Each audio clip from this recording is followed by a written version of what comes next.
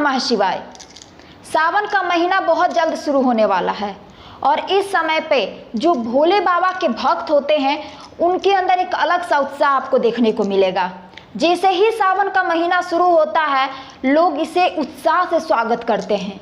लोग बाबा के दर्शन करने बाबा धाम जाते हैं, उनकी आराधना करते हैं, उनकी पूजा करते हैं, उनका अभिषेक करते हैं और उनके मनपसंद कार्य करते हैं, जिससे कि खुद भोले बाबा उनके ऊपर कृपा बना कर रखे, उनके ऊपर हमेशा प्रसन्न रहे और उनके घर में कभी भी दरिद्रता ना आए, हमेशा उनके घर में खुशहाली बने रहे, धन संपत्ति से भरा रहे। सभी लोग यह मनोकामना करते हैं भोले बाबा से। और साथ ही इस समय पर आप नहीं जानते हैं कि यह सावन का महीना भोले बाबा को अत्यंत प्रिय है और पुराणों में कहा गया है कि आप यदि अन्य दिनों के अपेक्षा सावन के महीने में यदि भोले बाबा के चरणों में जाते हैं, उनका अभिषेक करते हैं, सच्चे आत्मा से उनको पुकारते हैं, तो आपकी हर मनोकामना पूर्ण होती है। क्योंकि सावन के ही महीने में एक भगवान और एक भक्त के बीच में जो दूरी होती है वह कम हो जाती है। और यदि आप सावन के महीने में उनका अभिषेक करते हैं, उनकी आप आराधना करते हैं, तो भगवान आपकी हर मनोकामना को पूर्ण करते हैं। आपके घर में हमेशा सुख संपत्ति बनी रहती है, आपके घर में कभी दरिद्रता का वास नहीं होता है, आपके घर में हमेशा लक्ष्मी बनी रहेगी और आपके घर में खुशहाली भी हमेशा सदैव बनी रहेगी। और महिलाएं यदि सच्चे मन से सोमवार का व्रत करती हैं और भगवान को अभिषेक करती हैं, तो उनका जो सिंदूर है, उनके पति परमेश्वर, उनकी भी उम्र लंबी होती है और उनको अखंड सौभाग्यवती का वरदान भी मिलता है इस सावन के महीने में। और हम सब जानते हैं कि भोले बाबा जितने भोले हैं उतने ही जल्दी वह क्रोधित हो जाते हैं। तो आपको सावन के महीने में किन बातों का ध्यान रखना है जिससे कि भोले बाबा आप पर क्रोधित ना हो, आप पर उनकी कृपा बनने के बजाय वह आप पर क्रोधित हो जाए, आपके घर में सुख संपत्ति आने के बजाय दरिद्रता का वास हो। तो ऐसा कौन सा काम आपको नहीं करना है सावन के महीने में, इस बात को आप जरूर ध्यान रखें। और यह चीज आपको पूरे सावन में ध्यान रखना है कि आपको यह कार्य बिल्कुल नहीं करना है सावन के माह में। सावन के महीने में आपको विशेष ध्यान रखना होता है। यदि आप भोले बाबा के भक्त हैं तो आपको इन सब बातों का ध्यान रखना बेहद जरूरी है। तो यदि आप मेरे इस चैनल पे पहली बार आए हैं तो इस चैनल को सब्सक्राइब करके मुझे सपोर्ट करें। बिना देर के इस वीडियो को शुरू करते हैं। पहला कार्य, हल्दी से अभिषेक। आप बहुत सारी आपको ऐसी वीडियो दिख जाएगी जिसमें कि बताया जाता है कि भगवान का जब भी आप कोई अभिषेक करती हो या फिर सूर्य देवता का ही आप अभिषेक कर रहे तो साधारण जल का उपयोग ना करें। लेकिन आप इस बात का खास ध्यान रखें कि सावन के महीने में आप हल्दी डाला हुआ जल आप भगवान के ऊपर अभिषेक ना करें। आपको यदि भोले बाबा का अभिषेक करना ही है तो आप दूध का उपयोग करें या फिर उस जल में फूल डाल दे या फिर बेलपत्र डालकर उनका अभिषेक करें, लेकिन उसमें हल्दी डालकर उनका अभिषेक बिल्कुल ना करें। दूसरा कार्य, बैगन का उपयोग। कई बार होता है कि आप सावन के महीने में बैगन की सब्जी या फिर बैगन का भरता कुछ भी आप बना लेते हैं, तो इस बात का खास ख्याल रखें कि सावन के महीने में बैगन का घर में उपयोग ना करें। आप कोई भी बैगन की सब्जी या भरता कुछ भी जो बैगन से बना हुआ चीज है वह नहीं बनाए, घर में लाए ही नहीं, क्योंकि बैगन को अशुद्ध माना गया है। खासकर द्वादशी, कार्तिक या चतुर्दशी में बैगन की मनाही होती है कि बैगन खाने में उपयोग ना किया जाए। आप उसको कोई भी तरह का यदि खाना बना रहे हैं तो उसमें खास ध्यान रखें कि बैगन की बनी हुई कोई भी पदार्थ आप ना खाए और ना घर में बनाए। तीसरा कार्य, दूध का सेवन ना करें। यदि आप सोमवारी व्रत कर रही हैं या कर रहे हैं, महिला हो या पुरुष, तो इस बात का खास ध्यान रखें कि आप व्रत के दौरान दूध का सेवन ना करें। आप भगवान को अर्पित कर सकती हैं, उनको अभिषेक कर सकती हैं भोले बाबा को, लेकिन आप खुद स्वयं ग्रहण ना करें। आप इस समय इस बात का खास ध्यान रखें। मैं इसलिए ऐसा कह रही हूँ, इसका यह एक कारण है। कारण यह है कि इस दौरान मौसम में बहुत चेंज हो रहा है। अभी गर्मी थी, अब बरसात शुरू हो गया है, और बारिश के समय में हम सब जानते हैं कि हरे घास भी उगते हैं, और साथ ही साथ कीटाणु, जीवाणु, जो कीड़े मकोड़े होते हैं वो घासों पर या पेड़ पौधे पर जरूर दिखते हैं।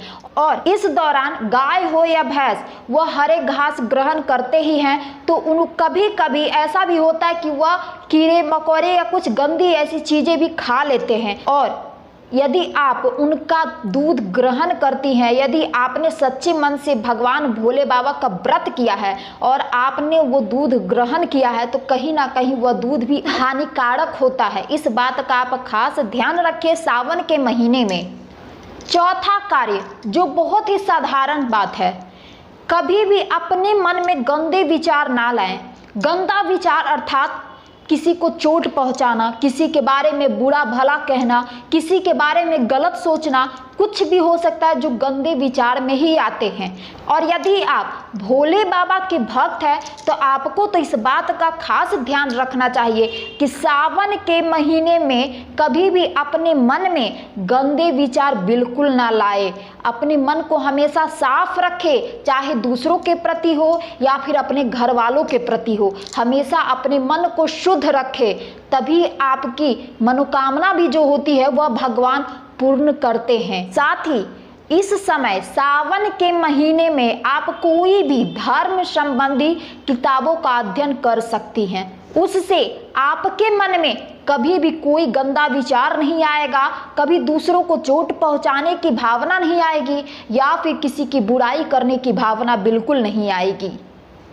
पांचवा कार्य, यदि आप भोले बाबा के भक्त हैं तो आपको तो यह जरूर समझना चाहिए कि माता पिता को या फिर बुजुर्ग, अपने से बड़े जो है, उनको भी भगवान का ही दर्जा दिया जाता है। क्योंकि यदि आप सावन के महीने में किसी बुजुर्ग आदमी या फिर किसी ऐसे इंसान जो आपसे बड़े हो या फिर छोटे हो, उनका यदि आप अनादर करते हैं, उनका अपमान करते हैं, तो कहीं ना कहीं आपने जो व्रत किया है वह सफल नहीं माना जाएगा। क्योंकि यदि आपने एक तरफ व्रत भी कर लिया, आपने भगवान को तो सच्चे मन से याद किया, लेकिन जो उनके द्वारा ही बनाया गया इंसान है, जो आपसे बड़े हैं, आपसे बुजुर्ग हैं, और आपने उनका ही अपमान किया, तो यदि आप भोले बाबा को कितने ही मन से याद कर ले, उनका कितना भी पूजा पाठ करे, अभिषेक करे, वह सफल नहीं माना जाएगा। यदि आप उस दौरान किसी बड़े का अपमान करते हैं या फिर उनको नीचा दिखाते हैं, तो यह चीज आपके अंदर, यह भावना नहीं होनी चाहिए।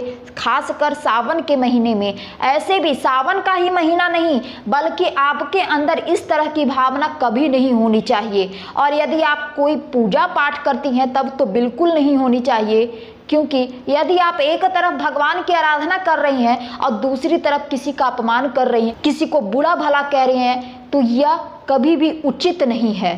छठा कार्य, सावन का ही महीना वैसा महीना है जिसमें कि आप अपने इष्ट देवता को प्रसन्न कर सकते हैं, और इस सावन के महीने में ही भगवान और भक्त के बीच में जो दूरी होती है वह कम हो जाती है। यदि आप सावन के महीने में अपनी कोई मनोकामना भगवान के सामने कहते हैं तो वह अवश्य पूर्ण होती है, लेकिन उसका एक सही तरीका है जो कि आपको मेरे इस पहले वाले वीडियो में मिलेगा कि आपको अपनी मनोकामना भगवान के पास कैसे सही तरीके से पहुंचानी है।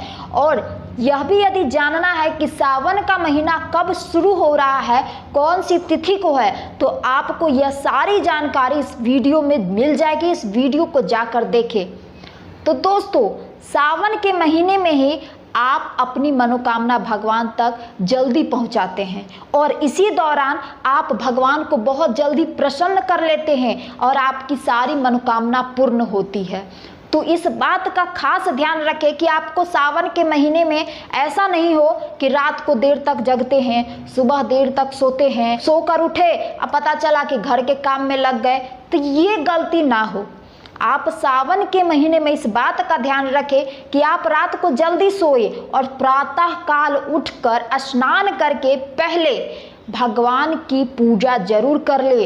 अपने इष्ट देवता की पूजा आराधना करके ही आप घर का कोई कार्य कर सकते हैं। तो आप यह खुद महसूस कीजिएगा और देखिएगा भी कि आपके ऐसा करने से ही आपके घर में यदि कोई बात को लेकर विवाद हो रहा है या फिर कोई कष्ट है या फिर किसी तरह की तंगी है, दरिद्रता है, तो वह कैसे दूर होती है। आप इस चीज़ को खुद देखिएगा, क्योंकि इस समय सावन के महीने में यदि आप भोले बाबा को सच्चे मन से पूजा करते हैं तो आपके घर में सुख संपत्ति धन की कभी कमी नहीं होती है। 7वां कार्य, सावन के महीने में इस बात का खास ध्यान रखें कि आप मांस, मदिरा या फिर कुछ इस तरह की जो चीज़ें अशुद्ध हैं उसका सेवन ना करें। यदि आप ऐसा सोचते हैं कि मैं आज अंडा खा लूँगा, कल मैं प्रातःकाल उठ के स्नान करके बाल धोकर स्नान कर लूँगा और फिर पूजा पाठ कर लूँगा, तो आप यह जानिए कि आप यदि इस तरह की चीज़ें खाते हैं या फिर इसका सेवन करते हैं, इसके आसपास भी जाते हैं, तो आपका मन अशुद्ध हो जाता है और अशुद्ध मन से कभी भी किसी भी देवता की पूजा नहीं की जाती है। खासकर सावन के महीने में तो इस बात का खास ध्यान रखें कि इन सब चीज़ों से दूरी बना कर रहे, जितना दूरी हो सके उतना बना कर रहे। आप सावन का महीना खत्म हो तब इसका सेवन करिए, लेकिन सावन के महीने में आपको इस तरह के पदार्थ का सेवन बिल्कुल नहीं करना है और ना ही इसके पास जाना है। 8वां कार्य, सावन के महीने में इस बात का खास ध्यान रखें कि आपके घर में या फिर आपके आसपास सकारात्मक ऊर्जा का माहौल हमेशा बना रहे। अर्थात आपके घर में यदि कोई विवाद हो रहा है तो उन सब चीज़ों से आप बचें या फिर उन चीज़ों को आप जितना जल्दी हो ख़त्म करने की कोशिश करें, उसको निपटाएं। और इस दौरान आप किसी भी तरह के लड़ाई झगड़े में ना पड़े और साथ ही आप अपने घर का माहौल जितना हो सके शांत बना के रखें, जिससे कि आपके आसपास एक सकारात्मक ऊर्जा हमेशा बनी रहे। साथ ही घर की साफ सफाई का विशेष ध्यान रखें। ऐसा ना हो कि इधर कचरा पड़ा हुआ है, इधर कचरा पड़ा हुआ है, आप उस दौरान भगवान की पूजा कर रही हो, आराधना कर रही हो, तो उसका कोई फल आपको नहीं मिलेगा। आप अपने घर की साफ सफाई का विशेष ध्यान रखें सावन के महीने में। तो दोस्तों, मैंने आपको ये कुछ 8 कार्य बताए हैं, 8 चीज़ जो आपको सावन के महीने में विशेष ध्यान देना है, जिससे कि आपके ऊपर भगवान की कृपा हमेशा बनी रहे। यदि आप चाहते हैं कि आपके ऊपर भगवान भोलेनाथ का असीम कृपा बनी रहे, तो इन सब बातों का आपको खास ध्यान रखना है सावन के महीने में। और दोस्तों, मैंने यहाँ पर सिर्फ खाद्य पदार्थ में आपको मांस या मदिरा का सेवन करने से नहीं मना किया है, बल्कि आप इस समय पे सावन के महीने में लहसुन और प्याज का भी सेवन ना करें, उसको भी अशुद्ध ही माना गया है। यदि आपके घर में कोई व्रत कर रही हैं या आपके घर में कोई व्रत कर रहा है, तो आप अपने घर में लहसुन प्याज का उपयोग ना करें। आप सावन के महीने में इस बात का भी खास ध्यान रखें। और साथ ही दोस्तों, यदि आप चाहते हैं कि भगवान भोले बाबा की असीम कृपा बनी रहे, तो इन सब बातों को ध्यान जरूर दीजिएगा। यह छोटी छोटी ही बात है, लेकिन यह बहुत काम की चीज़ है। आपको इस बात का ध्यान रखना बेहद ज़रूरी है यदि आप भोले बाबा के भक्त हैं, उनके शिष्य हैं तो। और दोस्तों, यदि आपको मेरी यह वीडियो अच्छी लगी है तो इस वीडियो को लाइक करें और साथ ही इस वीडियो को ज़्यादा से ज़्यादा लोगों तक शेयर करके कमेंट करें हमको यह कि आपको यह वीडियो कैसे लगे। और कमेंट लिखते समय अपने इष्ट देवता का नाम भी जरूर लिखें। साथ ही दोस्तों, मिलते हैं नेक्स्ट वीडियो में। ओम नमः शिवाय। जय भोले बाबा।